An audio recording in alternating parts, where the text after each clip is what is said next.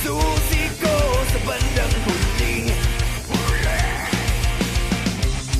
Nag-iiba na ang damdamin ko, lumilitaw ang tunay na kulay ko. Huwag maniwala sa sinabi ko, salpik ng dila, sing lamig ng bato. At ngayon naririto, aminin ang tunay na anyo.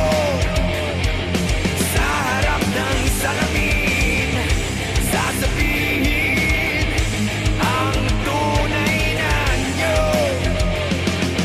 Sa harap ng salamin.